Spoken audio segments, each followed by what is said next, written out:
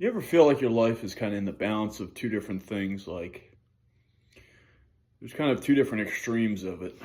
Um, and, I notice this with myself that there's times, say for instance, I'll be really bored and I feel like I need to do something new. I need to kind of break the mold in life. And then there's other times where there's just a lot going on and I really kind of just crave relaxation. Um, And it's not even stuff that's really too strenuous. I mean, I work, your average 40-hour job. Um, I do a few odds and ends, but ultimately, I do have a decent amount of free time. And but yeah, this week I just want to talk about keeping that balance in life, and I guess also developing a better understanding of yourself. Um, the older I get, the more I realize that there's often this kind of inner void that we feel, and we try to look externally to fill it. And that, it stems from childhood. When we're children, babies, we can't really take care of that much for ourselves. And so we have to rely on our caregivers, mothers, fathers, um, grandparents, whoever it may be.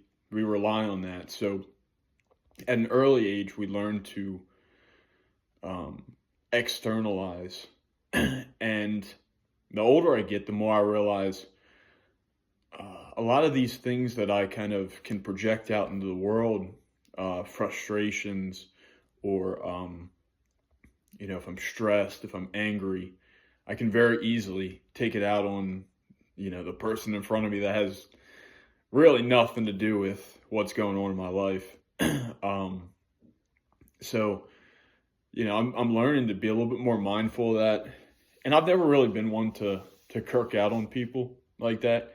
I've been more one that I'll hold everything in and act like everything's okay. And then, down the road, I start to feel sick or I see that it can be difficult sometimes to be honest with how you're really feeling, especially when the world just keeps going and going, and you're like, I got a job to work, I got, you know, obligations, things with friends, things with family, and so I get that. And if there's one tip I can give to people that has helped me a lot is, you know, for me, I try to journal what I'm going through, what I'm feeling. Um, be real honest with myself.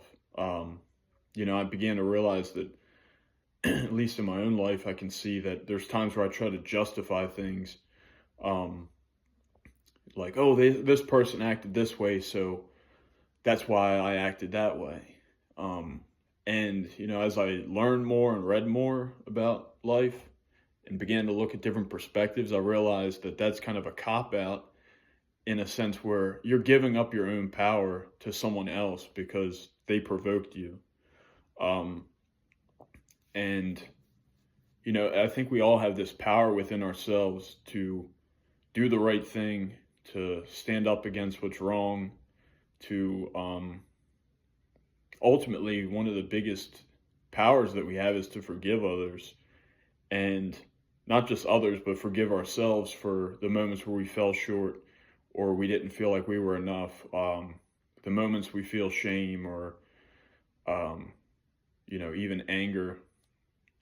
Because sometimes anger can be kind of the defense mechanism for sadness. If we just get angry because we really don't always know how to process sadness. Or at least I can say that from my own experience, but I think a lot of people can probably relate. Um, so yeah, the message this week, just keep showing yourself grace.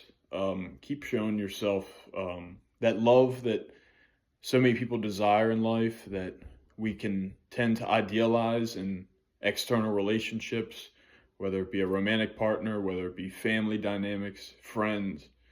the reality is we're all kind of experiencing life, and it comes at us at different times with different emotions and different reactions. So, that true love is really, just taking care of yourself in that, seeing that you got to take care of yourself so that you can show love to other people, so that you can help take care of other people.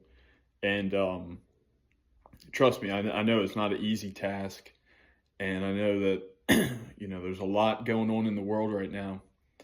But my best advice is just kind of tune into yourself. Really check in on yourself. Know that you're a person, you're worthy of your own love. And you should always remember that. Whatever you're going through, the beauty of life is change.